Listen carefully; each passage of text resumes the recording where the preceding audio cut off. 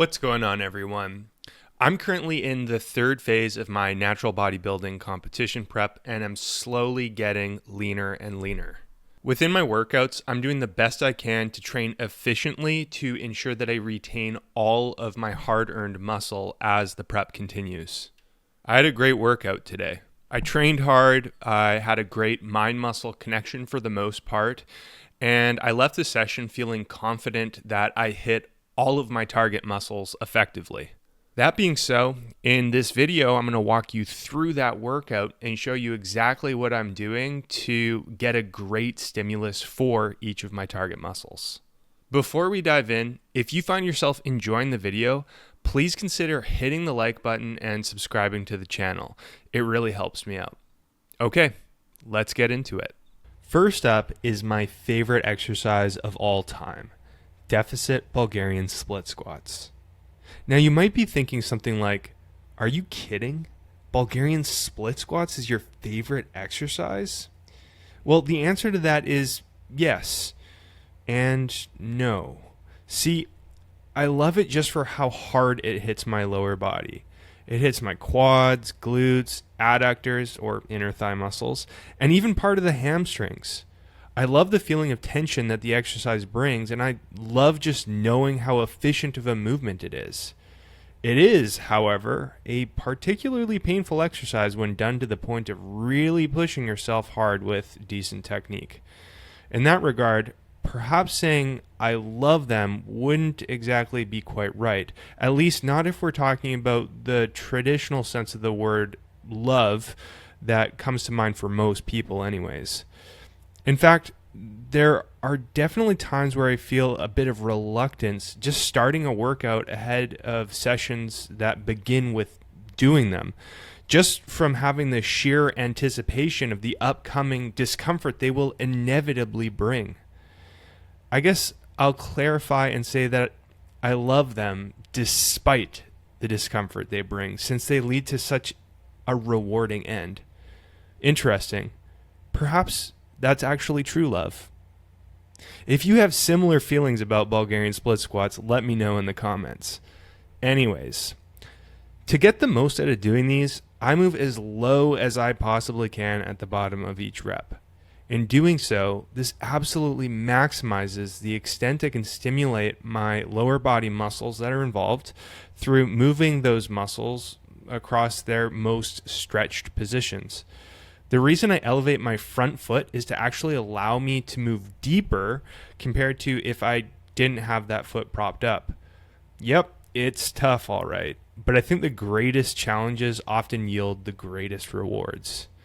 As far as staying balanced during the movement goes, I'll tell you what helps me. First, I prioritize that I properly brace my midsection. That helps massively to keep me stabilized. And second, I stay laser focused on keeping my weight on my front foot and that I move straight up and straight down throughout each rep. From there, I think it boils down to just practice. The countless reps and sets I've done with these over the years has made balancing second nature. Okay, maybe not quite second nature, but you get the idea. Bent over dumbbell rows are up next. My intention in doing these is to bias my traps, but even so, I'm also hitting my lats and spinal erectors as well.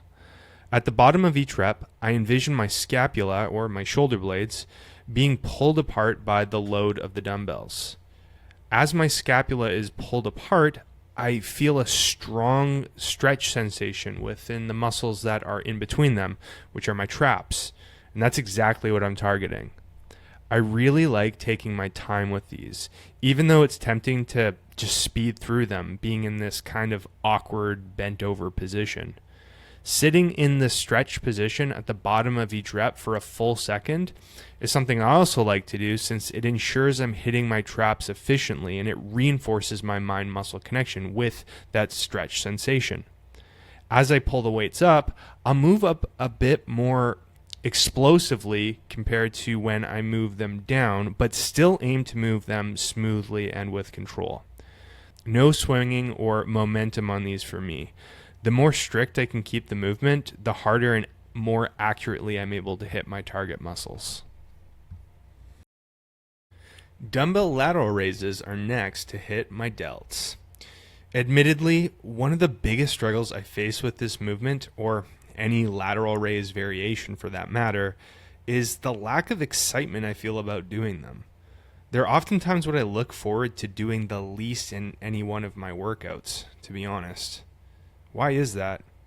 Well, I think it's as simple as the sets being very long and uncomfortable. My preferred approach to doing these is with lighter loads, tons of control, zero momentum, at relatively high rep volume, so lots of reps for each set, and with an added drop set after each standard working set. The total time from the start of the working set until the end of the drop set, with all of the reps involved, is somewhere around 2 to 3 minutes usually.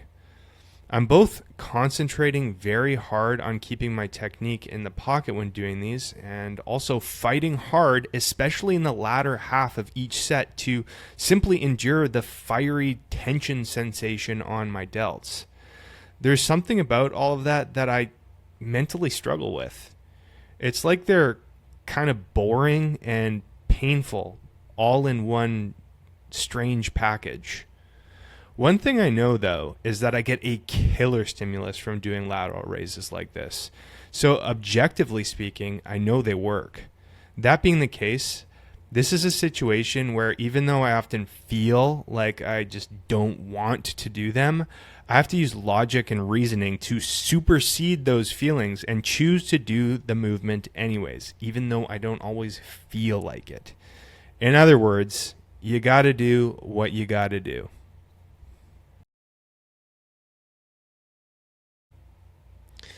Close neutral grip cable rows are next to bias my traps again, like I did with the bent over rows earlier. The way I've done these has changed a little bit over the years, particularly in terms of how strict I now try to keep the movement. You can see I do my best to refrain from moving with any real momentum or swinging and keep the movement under tons of control. I try to be precise in the way I move to make sure that tension sits exactly where I want it. There's something else worth mentioning that I've changed as well, and that's how far I pull the handle toward myself. In the past, I was very dogmatic about making sure that I would bring the handle to where it would literally touch my torso at the top of each rep for a peak contraction, or to just make sure I moved with the fullest range of motion possible. My approach has changed on that. Now, my preference is to only really pull to the point where my elbows become pretty much in alignment with my torso, and not really more than that. See, when I pull the handle further than that point to where they go behind my torso, it would seem to take tension away from where I want it. So, although I'm actually moving with a shorter range of motion now, I'm able to hit my target muscles more efficiently than if otherwise. Next are these flat dumbbell bench presses. Precision is the aim of the game with these. Something that I think is often overlooked when performing this movement, and many other movements for that matter, is stabilization. I mentioned earlier in this video that when doing Bulgarian split squats, I really try to prioritize that I brace my midsection to help me stay balanced and stable. Well, the same holds true with this movement. Although being in a lying position on the bench by default leaves me more stable, being even more stable by bracing my midsection helps me be even more precise about hitting my pecs. I also prioritize that my glutes and upper back are glued to the bench. That also helps me stay super stable. See, the more stable you are when doing these, the more force your target muscles will likely be able to produce. And that's your pecs. Think of a big city high-rise. It wouldn't be nearly as strong and sturdy if it didn't have a super deep, strong foundation to keep it stabilized. I think of my midsection being well braced and my sturdy setup on the bench similar to that of a strong, big city high-rise, super deep foundation. The more stable I am at my foundation, being my braced midsection and sturdy bench setup, the harder and more precise I can be about hitting my pecs.